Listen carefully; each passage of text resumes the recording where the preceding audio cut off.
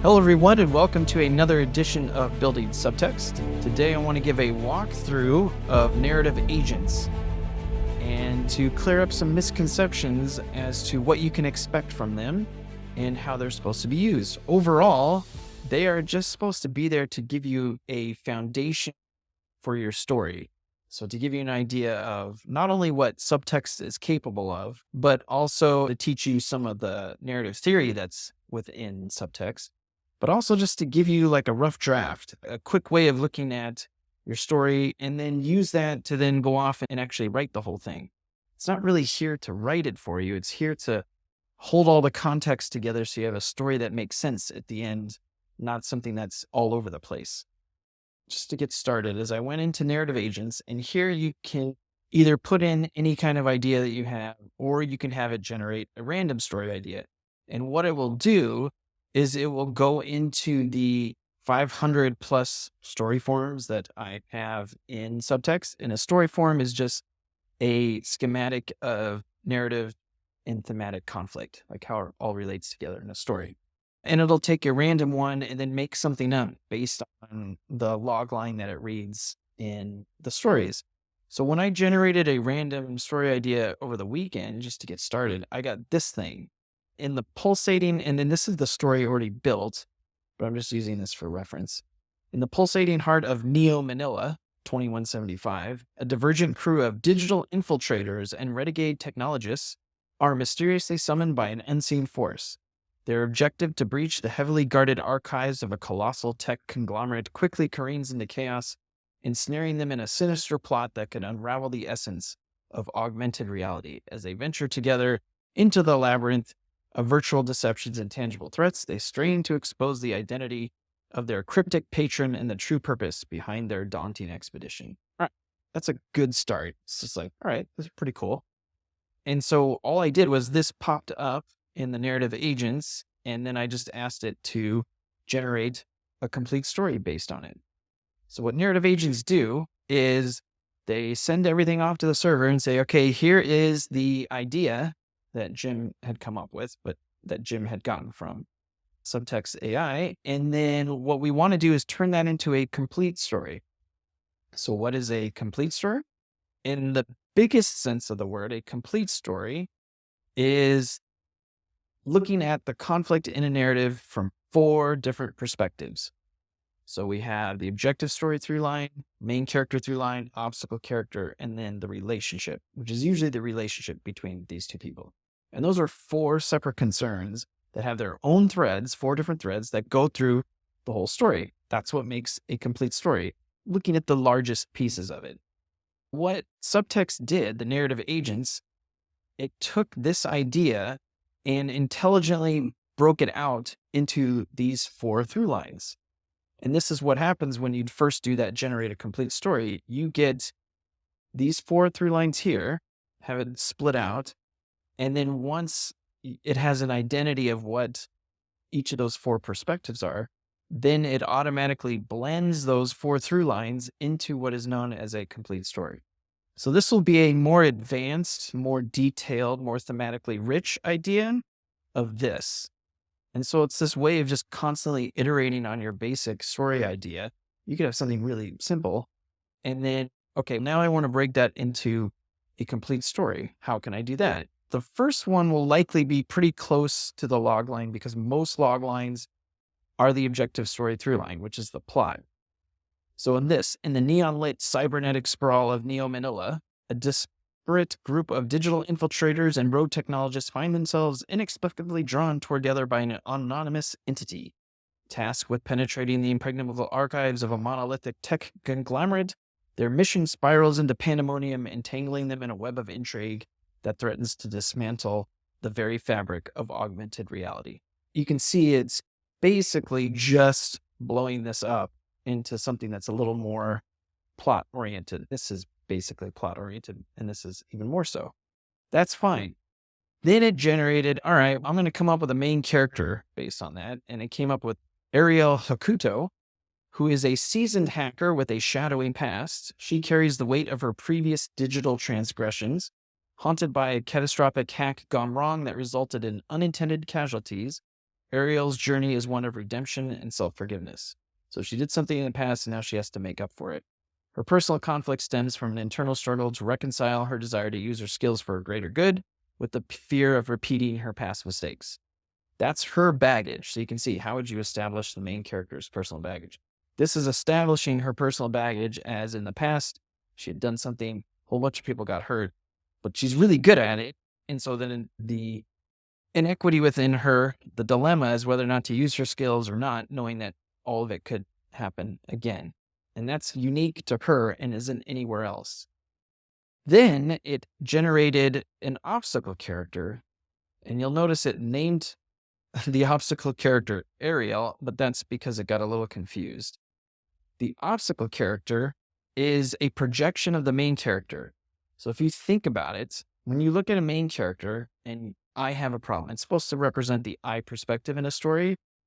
I doesn't exist without you. So that's why you have an obstacle character in there, is to provide that you perspective, which is just a projection of your own so that you can understand what issues you have, because we can't step outside of ourselves.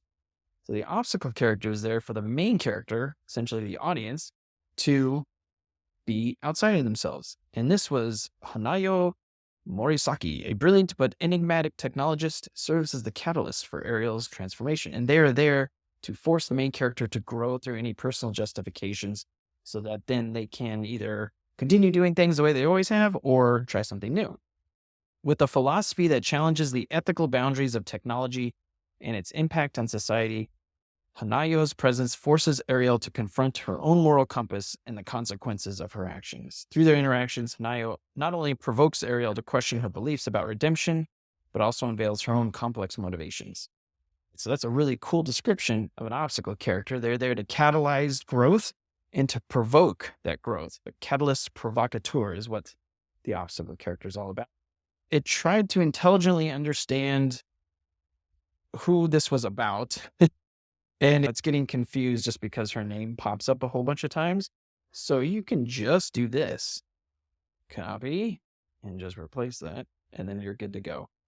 And I'll work on making that so it's more intelligent as far as being able to pick that up. Now we know Hanayo is the obstacle character, and he's going to challenge Ariel through her journey. And you'll notice these are more emotional, subjective through lines, the threads that help to complement the plot here.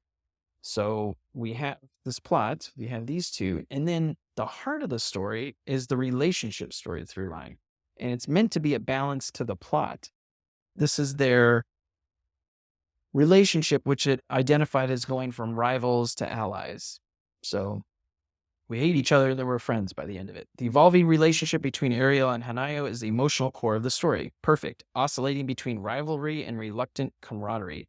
As they delve deeper into the mission, their initial mistrust and ideological clashes give way to a profound connection forged in the crucible of their shared challenges. Perfect. Now this bond becomes the catalyst for Ariel's personal growth.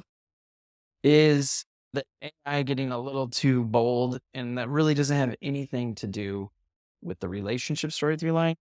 Once you have the 4 through lines, then you can blend them together and do whatever you want. But for right now, I would definitely take that out. It tends to go a little too far. And you'll notice I have it set up so it says, how would you establish the nature? You don't want to go through and describe the entire thread from beginning to end, because then when you go to generate or anything like that, it's going to always end the story. So this is just the setup for all these 4 through lines. You want to make sure sometimes it goes through and gives the answer to how it ends. And I don't think that did that there at the plot. I have some things in there to make sure that doesn't happen, but it did end up coming in through here in the relationship. So then once I have all those 4, then like I said, it blended this into the complete story, which you can think of as an understanding of the narrative, all 4 through lines. And it's an extension of what was there in the original idea. In the neon-drenched, cybernetic expanse of Neo Manila, Ariel Hokuto, a hacker burdened by her past, and Hanayo Morisaki, a visionary technologist, find themselves thrust into an uneasy alliance. Drawn together by an enigmatic entity, they lead a group of digital rebels on a harrowing mission to breach the vaults of a towering tech conglomerate. As their journey descends into chaos, Ariel grapples with her quest for redemption, haunted by a disastrous hack that once cost innocent lives. Her path to self-forgiveness is complicated by Hanaya, whose radical views on technology's role in society challenge Ariel to confront her deepest fears and beliefs. Amidst a labyrinth of virtual deceptions and real-world perils, their evolving relationship, from adversaries to allies, becomes the emotional fulcrum upon which the fate of augmented reality rests. Together, they navigate the murky waters of corporate intrigue and personal demons, their bond deepening as they uncover the truth behind their mysterious benefactor and the potentially world-altering implications of their quest. In the shadowy corridors of Neo Manila, Ariel and Hanayo's journey is not just a fight against external threats, but a voyage into the heart of what it means to seek redemption and the true cost of their digital frontier. Hopefully you see how that's a much more thematically rich narrative and actually feels, oh, that feels like a complete story. The way that I designed this is here in the imagining section, which would be, you can consider that to be the first stage of story development, is to just go through here step by step. So you start with your basic idea, and then you can use the narrative agents to work your way from each stage. I've presented it in a linear top-down manner. Once you know how everything works together, you can start anywhere. I personally wouldn't do this unless I'm teaching the theory. I would always just start here with Muse. This is a pop-up Muse story development assistant, and I would just conversationally work my way through the narrative.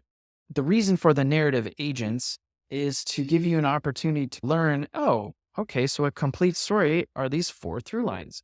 Maybe I don't like Hanayo and I want to change him. You can actually open this up, change his name, change whatever. Maybe he's a completely different person. He has a completely different point of view. Maybe he hates technology or whatever it is that is going to challenge. If he hates technology and then that challenges Ariel, maybe he's right. You hate technology. It's ruining the world or whatever sort of viewpoint you personally have as an author. And then once you change these, then you can go in here and reblend it and create a different story. I really like this, so I'm not going to change it right now. And I want to show the different steps. The first step is getting a complete story. Then we'll generate the plot and all the other players.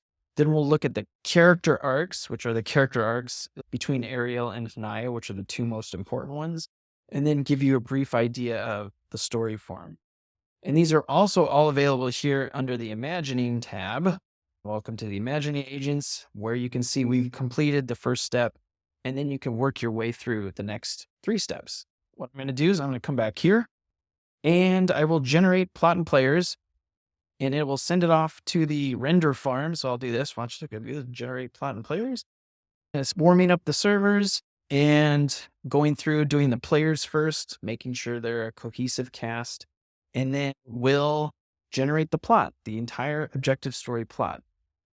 And I'll wait 1 second here and show you how it looks once the cast is done, because the cast is usually pretty simple. It's going to add 6 more characters. So we have a total of 8. And then you can see here, now it's going through and it's looking at what the objective story through line is, and now breaking that part out, that 1/4 of the story, into what happens in each act. So you can see, sets the objective story in motion here. Then there's a huge major plot event. This is probably stuff you might be familiar with, like plot points and turns and all that. You can see the midpoint here, the 4th story driver, and just going through, this is going a lot quicker than I expected. It's going through and making sure everything lines up and tells a complete narrative that fits with the objective story. I guess I'm not going to edit this video because it's going way faster than it used to, which is really encouraging. And then once it has an idea of what that plot is, then it's looking back at the context of all the conflict that's in there and figuring out the goal of the story. So what I'll show is the way an objective story through line works is there's some initial inequity, the inciting incidents, but some initial inequity that kicks off the plot.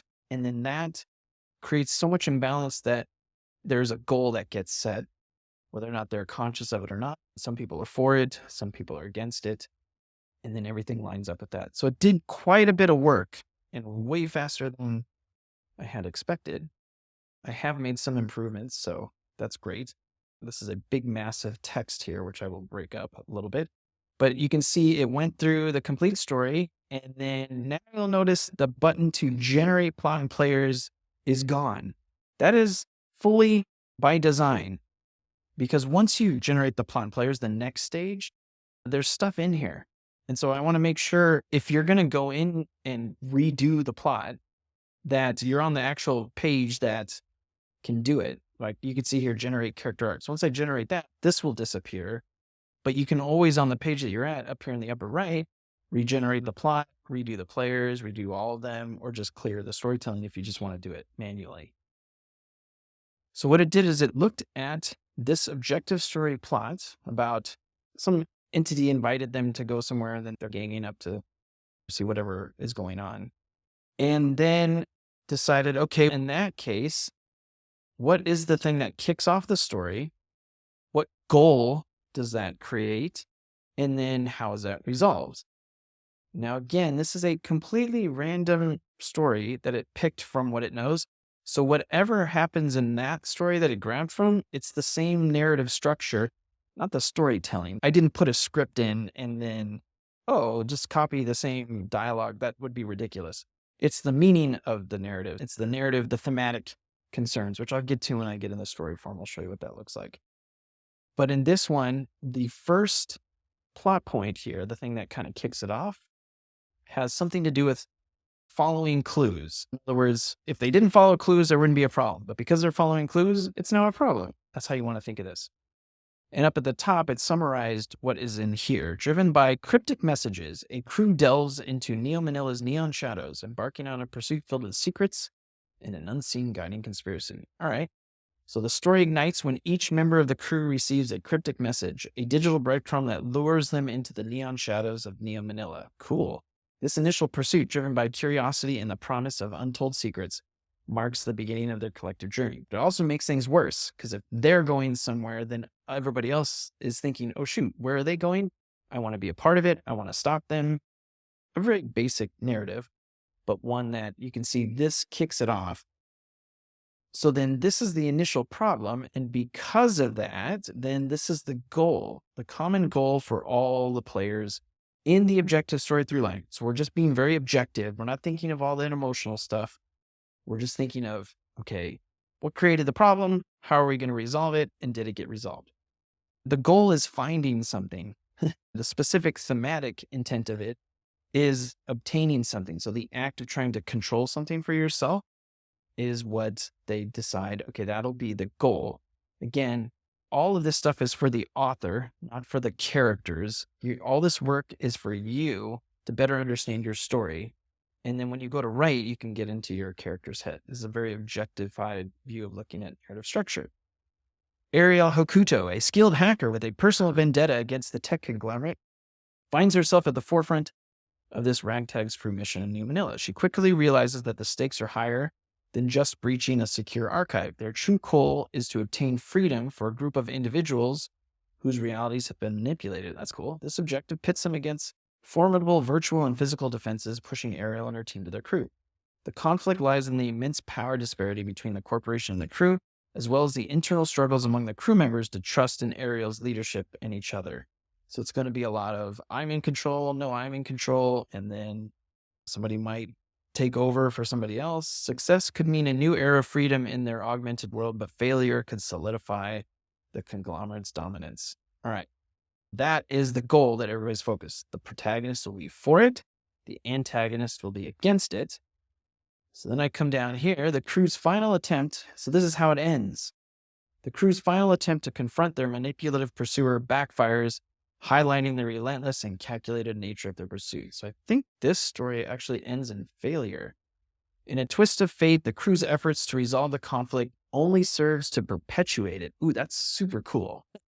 Their final actions, driven by a relentless pursuit of justice, inadvertently lays the groundwork for future conflicts. As they come to terms with their failure to break the cycle, the realization that their quest may never end dawns on them, leaving them to ponder the true costs. Perfect. I didn't know that was what it was going to happen.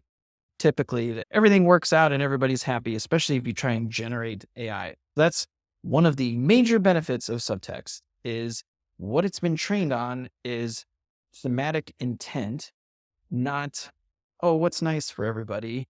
And wouldn't it be nice if everybody worked together? And, oh, I'm copying this story. It has nothing to do with that. It has everything to do with narrative intent and thematic message, what you're trying to get across. In this one, you can see they just kept pursuing and pursuing. Because of that, everything failed. And that's the end of the objective story through line. So then coming back up here, you would blend this into what up here, which is not as nicely formatted as I would have liked. So I'll just guess as to where the paragraph breaks are. But you can always stop the video and read this. All it's doing is taking these 3 story points. Actually, this is a story point here, the goal. And then these other ones are the story beats. Story beats are the temporal things that happen in a story. Story point is you can point to it and say, oh, this is a thematic part of my story.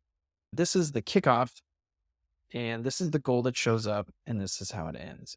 And all this is doing is basically telling that story. I have a counter down here just to reasonably keep things short. This was more an issue in 22 just because of AI costs and then also quality of responses. I'm recording this in the beginning of 24, and it's actually doing a really great job, and it's possible for me to do all this stuff without too much of a trouble. It's likely you might come here and these might not even be here. I still encourage people to keep it short because we're really just dealing with 3 things here. It's going to get a lot bigger. The shorter you can keep it, the best. Before we generate the character arc, so this is the objective story through line, which is just to do with that objective story through line, this gray one here. So then it's going to create a cast of players that are going to hold the motivations of the story in relation to the story goal. So that's why it needs to do this goal, because this is what everybody is going to be either for or against. Ariel, it automatically assigned as the protagonist, which is typically how you would do it, where the main character is also the protagonist of the story. They're a hero. When you have the main character and the protagonist as the same person, they're a hero, totally fine. She's a seasoned hacker seeking redemption, and this is her role in the objective story through line. And you'll notice it does say past failure.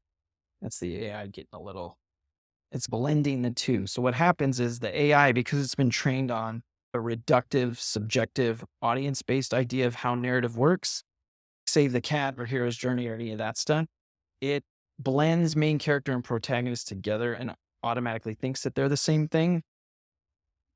They're not. There are stories where the main character is not the protagonist, and you can have some really interesting things there. It's fine for this story. It probably works better for the genre. So you can see this is her role in the story. It didn't do anything for the story goal. I likely will have the AI generate this in the coming months. But for right now, just to understand, it went through and assigned deep-seated motivations that are typical of a protagonist. The protagonist pursues and the protagonist considers that goal. And then that is what's motivating her towards finding the end, going towards that. What's happening here is she has one of the pivotal elements. There will be 2 elements in these lists of players. One is the one that's pivotal between the objective story through line and the main character through line. And the other one is the dynamic to that, which will be seen in the obstacle character. What these elements do is they're the ultimate meaning of the narrative. Ariel, one of the reasons why she's so important in the story is because she is motivated to pursue, and we're showing how pursuit leads to failure. So it's really important that she has, at least is tied to some aspect of that drive, depending on the actual narrative. And then the other one will be the dynamic opposite to that, which we'll get to in a second. But it decided Ariel is probably the most likely protagonist, so she's going to have pursuit and consider. Marked her as female. That's what is going on down here. And then we go on to the next one. So the next one is the obstacle character, right? Hanayo, who challenges her ethical boundaries and serves as a catalyst for her transformation. He has been marked as the reason character because it just seems like, all right, he's the one who's the most reasonable. So he's driven by what's rational, logical, and is always in control, and had a tough time deciding whether or not he was male or female, which is super cool. Could be either one. You can do whatever you want to with that. So that is that. But you see, he's not the pivotal. Now, he likely should have been the pivotal character, or at least had the pivotal element, which is showing something to me that I need to update, which I will do after this video. So this won't be a problem after this. But then it went through and did the other 6 archetypal characters that help round out the rest of the story. Contagonist, the sidekick. The sidekick is somebody who's there to be supportive and faithful, and then came up with all these different characters that I can then use in my story later. So it went through and assigned all these different. So here's the emotion. She's a guerrilla digital artist who uses her skills to disrupt the augmented landscape with truth. And she's driven by her emotions, or at least feelings, or she's very empathetic, and she's all over the place. She's all free and all over the place. And the guardian is like your typical mentor helper character who's there to help Ariel and be the voice of conscience. This would be an ex-corporate spy turned whistleblower with insider knowledge.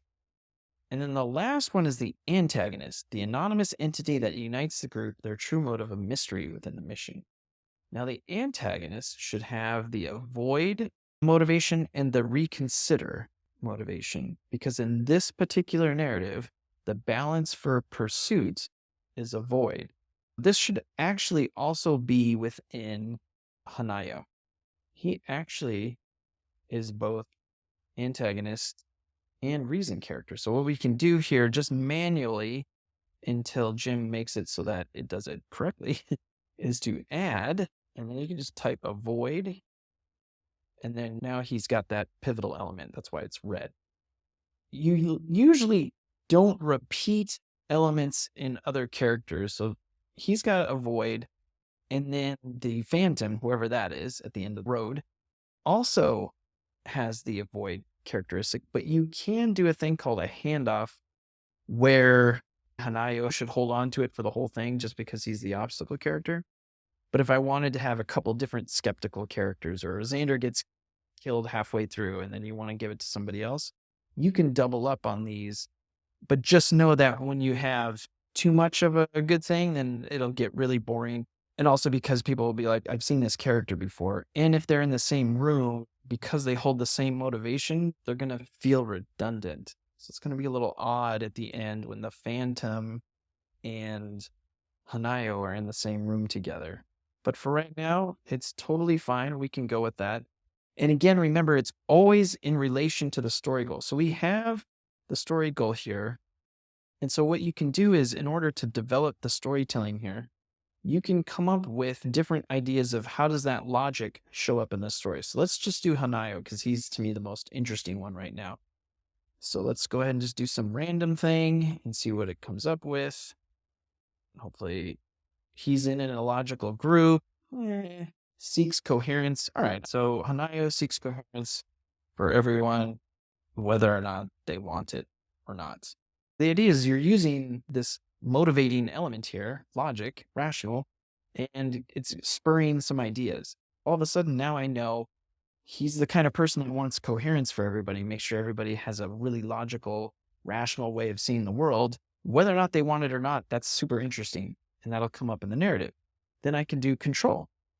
All right, let's get control. Restrain someone. That one's okay.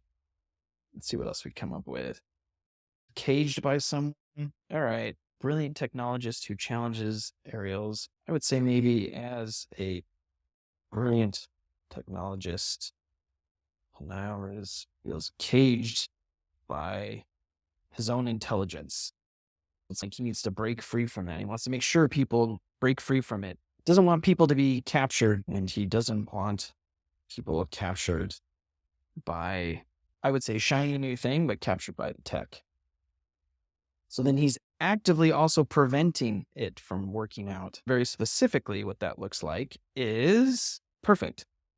Naomi Murasaki stops something from going forward. All right, so he's got these really cool 3 different layers of motivations. Then what I can use is, this is a Subtxt brainstorming AI tool, and it helps populate what's in this storytelling. I can just tap this once, and I can add in any ideas I have for Hanayo beyond just what's here. But for right now, I just want to show how you just tap it again. And what it's doing is it's going through and taking these 3 motivations, and did it very quickly, in regards to the story goal. So I'm going to add it because it'll make it bigger and easier to read. In the story, Hanayo Morisaki embodies the internal conflict that challenges the crew's cohesion, right, coherence, and Ariel Hokuto's ethical boundaries, directly impacting the story goal of achieving freedom from the tech conglomerate's control. That's where they're headed towards, is to get that freedom, and he's the one working against it. His motivations, rooted in logic and control, position him as a complex ally who, while seeking to prevent the Muse technology, inadvertently becomes a catalyst for Ariel's transformation. How cool is that? Hanayo's desire to avoid certain advancements from progressing not only adds a layer of moral ambiguity to the mission, but also forces the crew, especially Ariel, to confront the ethical implications of their actions against the conglomerate. Wonderful. And why this is important is because when you're looking at the objective story through line, you just want to know Hanayo, not so much some of the stuff about how he challenges her. I mean, it is in there a little bit, but more so, how is he related to the goal? Because that's all that matters in the objective story is, what is the goal? Are we going to resolve it or not? Are we going to not get to it? And you can do that for every character in here. I could likely will make this an automatic thing just for the first part. But for right now, you can go through and add in those characters however you see fit. Look, we're 40 minutes in. We already have a complete story. We already have the plot. We have all 8 players that are in there. And then now let's switch gears. So we did the plot, and now we're just going to generate the character arcs, which will be the emotional arc of Ariel and the emotional arc of Hanayo. This one might actually take a little bit longer. So let's see. So again, it's sending it out to the render farm and rendering the narrative, as opposed to back in my animation days when I would send out a scene to be rendered on the render farm. I've now created my own story render farm using AI technology that is now taking Ariel Hokuto's story and Hanayo Murasaki's story, and they're thematically tied together. So it's not just this random thing, and it's not grabbing it from a screenplay. It's based on those elements of pursuit and avoid that you saw, because that's what's in the plot, right? When people pursue, that's a problem, and eventually gets them stuck in a loop of trying to fight that technology. But then it's also going to be a part of Ariel's growth. Like, she's going to have some sort of growth from avoid to pursuit that will be really thematically rich and connect to the plot. It's supposed to be a thematic resonance that is there. So you'll see it finished her main character arc already, and now it's doing the obstacle character. I think in this narrative, Ariel is the one that ends up changing. I'm pretty sure there'll be like one of these characters will have a 180-degree change where they completely avert and abandon their old way of doing things. And then the other person will maintain their approach. And they both can't completely 180 shift in the same way that I means nothing without you. Change means nothing without the steadfastness to go against it. You need to have that balance in a narrative. And I think in this one, Io is the one that stays strong, and then Ariel is the one that's changed. Usually I would jump to the story form, but because of the nature of what it is that I'm trying to show here and walk through the narrative agents, I wanted to just go through here and show the character arcs. So we did complete story was the first stage, and now we did plot and players. Now we're getting into the emotional stuff, which was about all her past and what she did in the past. Okay, great. So you'll see her problem here goes from pursuit to avoid. So she's driven by pursuit. And then at the end of it, she has gotten to a place where she is preventing or avoiding. And I'm questioning what the story form is, but I'll try not to jump ahead. This is her arc from pursuit to avoid. So she's the one that does have the complete change. Her problems here are where she starts the story. That's her main character problem. And then at the end, that's her solution. What is there to resolve the issues that she had? So in this story, she starts out being in pursuit. This should likely be something different from her drive as far as the protagonist. You can see how they easily blend into one another. So it's like, all right, here's the protagonist. They're going to be driven by pursuit. And then they also have this personal baggage for pursuit. But the more you can bring this and break it out of just what is already there in the plot, the more expansive the story becomes. Ariel's motivation to pursue redemption through using her hacking skills for the greater good is problematic because it continually places her in a situation where she risks repeating her mistakes. All right, that feels really good. Her pursuit leads her into dangerous territories, both digitally and in the real world, as she faces off against formidable enemies. This relentless pursuit also estranges her from potential allies and loved ones who fear for her safety and moral compass. Perfect. It's like somebody who's like single-mindedly, I got to go after this. I got to go after this. And then it says, her single-minded focus on making amends through pursuit often blinds her to simpler, less risky ways of achieving her goals. And so along the way of the story, she's going to run into those problems where her single-minded focus really makes it even harder for her to make a difference in the world, at least get over her own personal issues. But at the end of the story, because of everything that she's gone through, we already know where she's going to end up. She's going to end up in this place of avoiding or eluding something. In the end, Ariel shifts her tactics from actively pursuing redemption through her hacking skills to strategically avoiding any actions that could potentially lead to harm. There you go.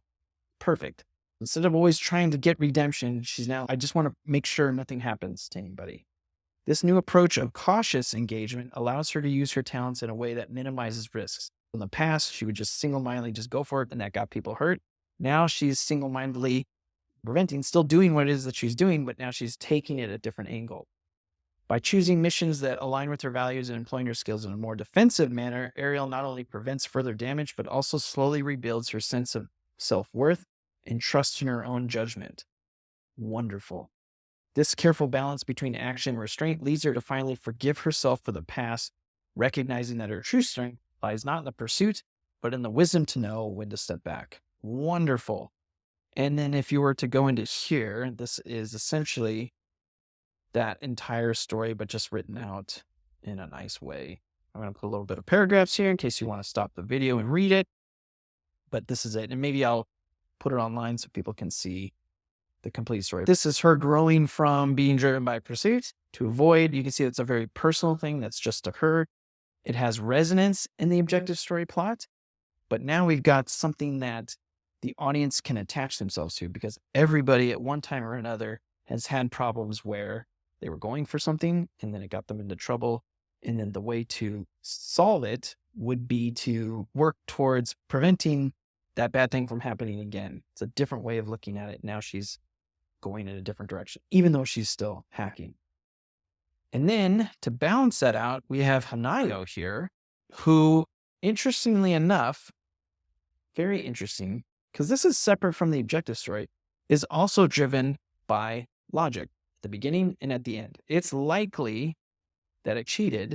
I don't think it did, though, to look at what he should be in the objective story, because it doesn't necessarily have to be the same.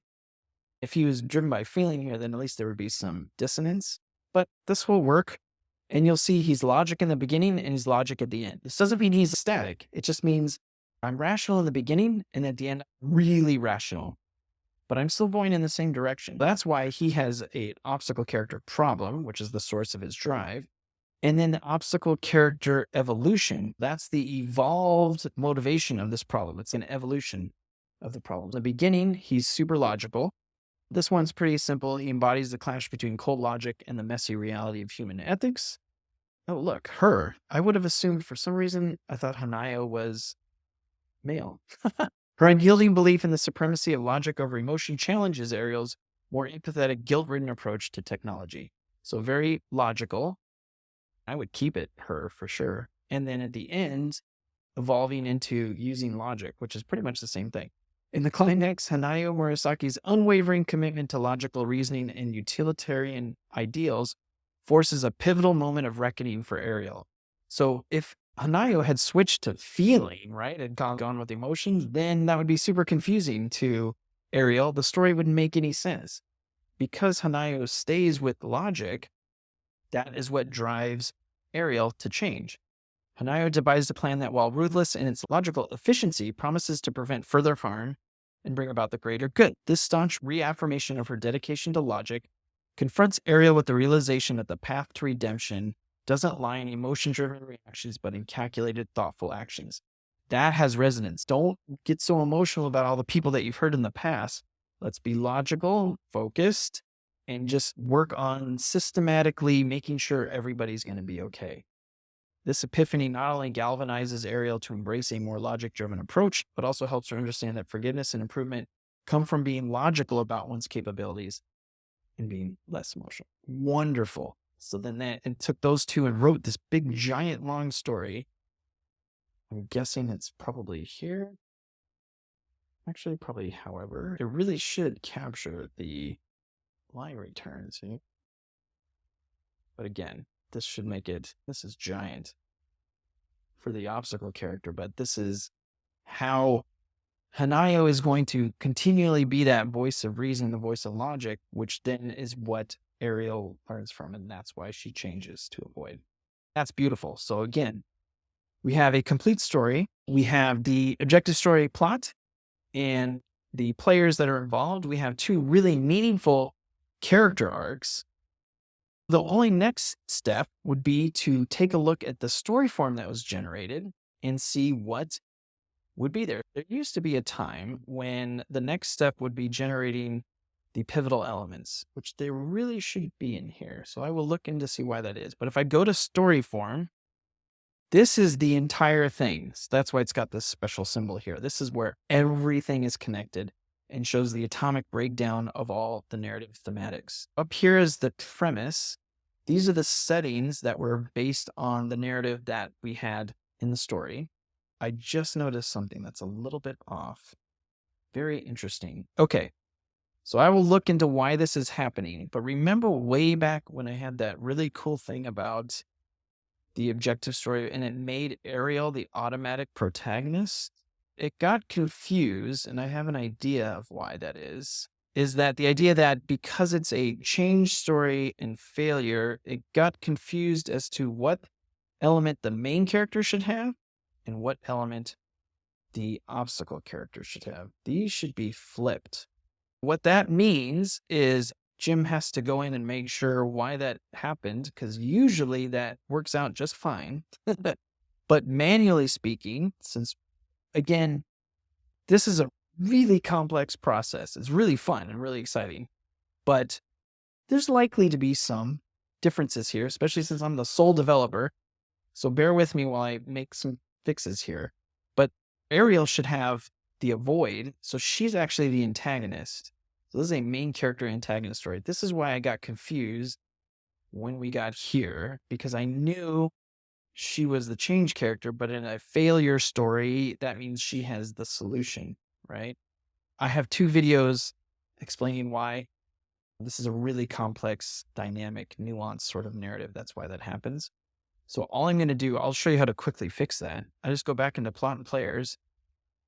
I'm going to give her, actually, I'm going to remove pursuit first. Oh, we must have at least one player holding this motivation. Okay, so watch this. We got to get rid of all this cool stuff I had about him preventing. I do have one player. Oh, is it not going to let me do? Because I don't think it'll let me switch this to void. You do? Okay, cool. Can I get rid of it now? All right, that's another error. I should be able to remove that, but she should have a void. She should be the actual antagonist. She's not the protagonist antagonist. This should let me remove it. Let me see if I add pursuit here. And then Hanayo has pursuit. Can I get rid of it now? Oh, that's weird. Okay, I will look into why that's happening. There could be a thing where if I just reload, could work itself out. So reloading sometimes is the unplug and plug back in. So let me see. Protagonist, antagonist, but can I get rid of this? All right. I'll figure out why it's not going to let me get rid of that. That's just a coding problem. But she should be driven by a void. And then Hanayo here should be the pursuit character. I will fix that. I'm not sure how I will, because I don't want to record any more video on this. But he should be the one driving the pursuit towards that, which is going to change a little bit of what I have written here. And then she's going to be the one avoiding it. So I could take this. And so I'm going to develop with Muse and say, it took all the storytelling that's in here and say, actually, Mayo is supposed to be protagonist with just pursuit, logic, and control. Can you rewrite her illustration so that it doesn't talk about avoid? What I'm doing is I'm reaching out to Muse, the story development assistant expert, about this particular player and saying, all right, I messed up in the coding of it so that it's not letting me get rid of that avoid element for Hanayo. So can you just rewrite this because she's supposed to be the protagonist? Let's refocus Hanayo's illustration to emphasize her role as protagonist. All right, cool. So this will do it, even though down here at the bottom, it's not really hooked up perfectly. In this story, Hanayo Murasaki stands as a beacon of determination and strategic foresight, embodying the relentless pursuit of freedom from the tech conglomerate's oppressive control of reality. I'm bringing the players in the story more in line with the meaning of it in the fact that it's a failure. So now Hanayo isn't so much about preventing it. You can see it changes her motivation. Now she's the one pursuing it, and Ariel's the one who's going to be preventing it because she's more concerned with making sure she gets redemption. That's how she's the antagonist. She's undermining the whole plot because it's more personal to her. And then eventually she stops seeking forgiveness, but then that ends in failure. They don't get control. This did a really good job of rewriting all that. What I'll do is I'll copy this, and then I can just bring this in here, and I will replace it. And I can get rid of the dialogue here. And there, I've redone it with Muse here, developing it. Imagine I can get rid of this avoid. It's not going to let me get rid of it. All right. So now I just did pursuit, logic, and control, and it did this. So I'll leave that. You can pause it. You can read about her new strategy. And then I will do the same thing here for Ariel. Let's say I don't have anything here for right now. Let's do this and say Ariel is supposed to just be driven by void, possibly reconsider, as she is the antagonist of the story. Can you show or illustrate how her actions in regards to gaining freedom from tech is something that she is driven to avoid or prevent? The idea being that if they get freedom from the tech, she can't get redemption. I essentially wrote it myself just to help out Muse there.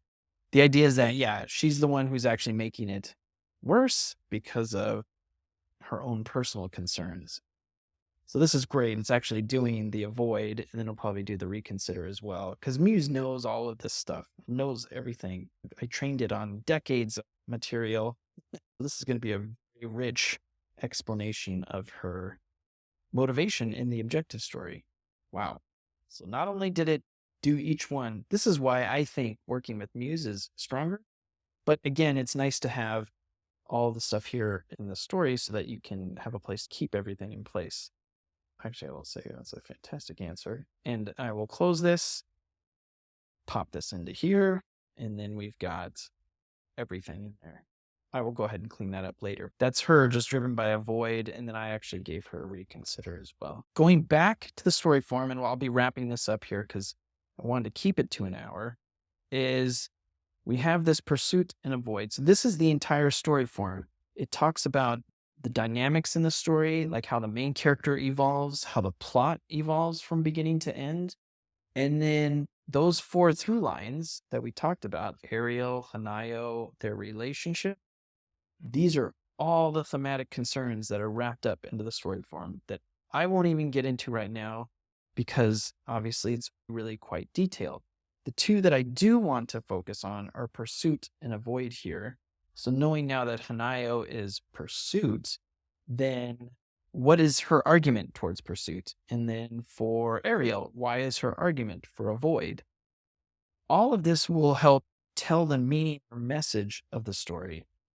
And like I said, when I went to do the original narrative agent way back when, like an hour ago, I just picked a random story from the database and used that to help create a new story. So I just took the log line, but I didn't do anything else besides just a log line for that story idea that was here. And then took the story form of something that was already completed and used that to give structure to my idea. And you'll notice the one that it built from, which I thought was really compelling, was No Sudden Move, which is on HBO Max. I think it's Soderbergh, however you say it. It's his film where the main character, which is the Benicio del Toro, is a void, and then Don Cheadle is the obstacle character, CalArts grad. And so this story form is me watching No Sudden Move and knowing how all of these things work, all these narrative dynamics works, and coding this narrative structure into Subtxt. This is me going through it and figuring it all out. And then not every story is different, so that it's going to have different concerns depending on what it is. Not every story is the same because they're all dealing with different motivations. On this, it's an argument between avoid and pursuit. We can see Ariel is going to be arguing for avoid. So this is great, avoiding shame. So I'm just going to tap this twice. How does Ariel make the argument for avoid? So this should explain why she thinks avoiding shame is really super important. That will come up here in a second. And then I can put that into her storytelling. And then that'll help explain why her part of the argument, that's part of both her own subjective story through line and then also part of her storyline in the objective story plot. Hopefully it won't take too long. Seems like maybe this is taking a bit long.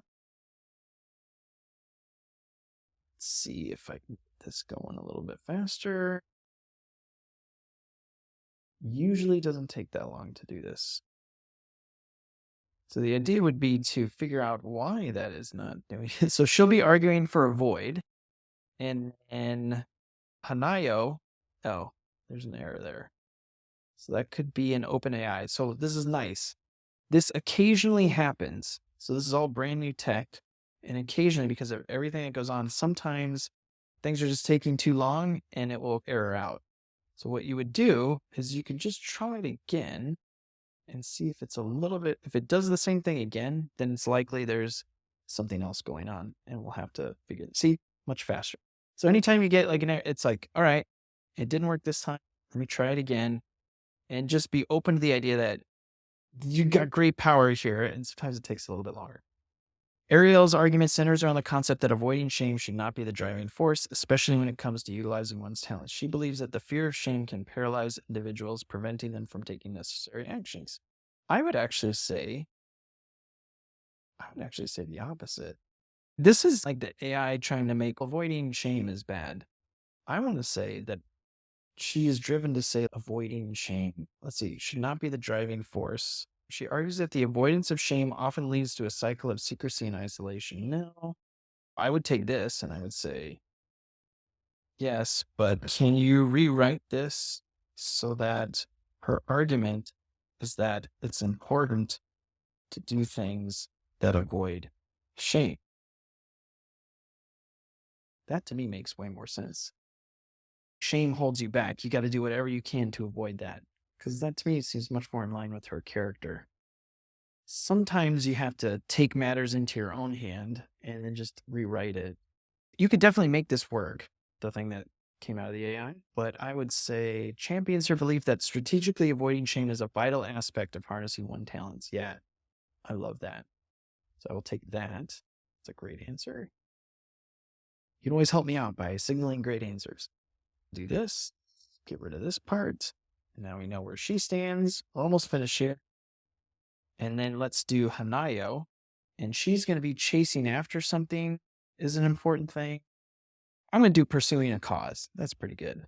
To her, pursuing a cause is more important than avoiding shame. That's their argument. You should always avoid shame. No, you should pursue a cause. Embodies the conflict of pursuing a cause that stretches the ethical boundaries. Her argument is that in the pursuit of a cause, especially one that can revolutionize society, ethical boundaries must be pushed and sometimes crossed. Wonderful. Yeah, this could be like, what is it? Ethical acceleration. What is it? EAC would be here, and then this would be all the doers. So that's the argument, avoid to pursuit. And then that's how they get into that argument about you and I are both alike, right? So the reason that shows up is because you is the obstacle character and I is the main character. That's the argument in the story. That's why that cliche comes up, because anytime anything feels cringy or cliched is when the author is unintentionally just talking about the narrative structure. So when they say you and I are both alike, they're saying I'm the I and the main character and you are the obstacle character. And we are going to have this argument over pursuit avoid. So what's nice is you can just generate this, get it over with the AI and have it generate that argument for you just by tapping this. And what that should do is it should take Ariel's point of view, which is the main character, and Hanayo's point of view, which is the obstacle character, and create that typical, you know what, you and I are both alike. Well, you're a shadowy. Okay, let's see how this turned out.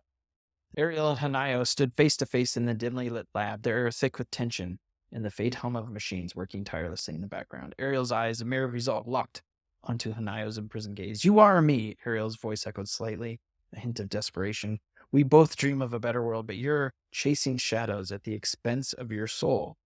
Hanayo's lips twisted into a half smile, her eyes never leaving Ariel's. And you, she retorted, her voice steady and sure, are so paralyzed by the fear of shame that you'd rather avoid action than make the tough choices progress demands. Where does your avoidance lead us, Ariel? To stagnation? To a world where we're too afraid to leap? Ariel felt the sting of Hanayo's words, sensing the chasm between their ideals widening. There's a difference between careful decision-making and outright ethical transgression, she argued, her voice rising. What is bravery? I see as recklessness. You're willing to pursue your cause at any cost, but some lines should never be crossed. It's not about fear, it's about integrity.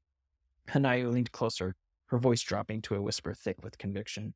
But what is integrity in a world that refuses to change? Sometimes, Ariel, to initiate the future, we must be willing to pursue what others fear to even approach. Yes, it's a gamble, but standing still, avoiding every potential shame is a surefire way to ensure we fail before we even begin. The air between them charged with unspoken challenges. Ariel and Hanayo stood unmoving, each embodying a beacon for their cause. Ariel, with her unwavering commitment to ethical boundaries, feared a world where the pursuit of innovation trumped moral responsibility. Hanayo, driven by a vision of progress, saw avoidance as a greater threat than the potential for shame. As they parted ways, the lab's silence swallowed their argument, leaving an uncomfortable question hanging in the air. At what point does the pursuit of advancement begin to erode the very values it seeks to uplift? The conflict, a dance of avoidance and pursuit, was a mirror to the larger societal dilemma, a reflection of the fine line between evolution and the loss of humanity's ethical compass. It's really heavy-handed, but knowing this, then you can rewrite it and make it so it's not. You can pull that out. But now you know what is the core of their argument, and it's really important. It's not this random thing. You'll notice this was just based on pursuit and avoid. I extended it and created some illustrations around those motivations, but this isn't taken from the script of No Sudden Move or anything like that. It's completely generated based on the intent of the story, what the story is about. Going up to the very top, it's about two major points, character point and a plot point. This premise up here is a coalescence and a reduction of all this into one single meaning. The character point is avoid. You could be avoiding shame, maybe just escaping something, trying to avoid something bad from happening. And then the plot, because of the reason how all the other narrative dynamics is going to be focused more on becoming, being transformed, going through a transformation. So maybe that's the meaning of the story. So what I can do here now is I'm going to take this character focus on avoidance and the plot focus on a complete transformation, and then get a better idea of what the narrative is all about. So Neo-Manila Intrusion is not just about tech and all that stuff, but it's really about that those who find virtue are the ones who undergo a transformation, emerging anew by escaping from something that once held them captive. That is a reading of what this is. That's like greed leads to self-destruction, absolute power corrupts absolutely. That's a half-baked argument. This is an argument that is fully realized. And then I explain it here This argument posits that the core of a character's journey is about transformation through the act of escape, suggesting that their true virtue is not inherent, but rather something to be discovered through trials. For an author, this means constructing a narrative where the protagonist is initially ensnared by a situation, belief system, or literal captivity, and the story structure should then focus on the process of that escape. It's an analogy. She's trapped in her own guilt and her own shame, and escaping that or preventing it is much more important than pursuing it. So the idea is that this is the meaning of the narrative. And I might even change this to let's see what's there about preventing something from happening. So let's do that. I'm going to just change it slightly because that doesn't really quite resonate with me, the escaping. But I could see her moving into preventing people from getting hurt is much more virtuous than just trying to fix up her own shame. So those who undergo a transformation to prevent something from happening are truly virtuous. You can see that's a really nice, simple idea that when you stop trying to get what you want and instead work to prevent something bad from happening from others, you will undergo this transformation. And that's a much more virtuous act than just going for it for yourself. That is the brief introduction to narrative agents. There are a couple things that I have to fix, but I was glad that I was able to go through this and show you. If you have any questions about the whole process here, this is just 1/4 of the entire story development process. You would still go into then illustrating all of these story points. And then you would go through and finding out what happens in each act, which is here. It's already spelled out for you. What are the thematic concerns of each act? And then the third stage is plotting, where you then take all these various threads and weave them together into like chapters, scenes, and sequences. And then the last one here, which is right below my face, is writing. And that's essentially just downloading everything out of Subtxt so you can go write it, a writing app that's specifically designed for this. Subtxt is just for story development. It's a story development framework that can really help you get to the heart of what it is that you're writing about and is really great jumping off point for your next writing project. If you want to learn more about it, you can go to subtxt.app, which is up here at the top. Plus, there'll be a nice big card at the end of this video. And again, if you have any questions, I'm always here. Just reach out in the comments below. Otherwise, I will see you in the next one.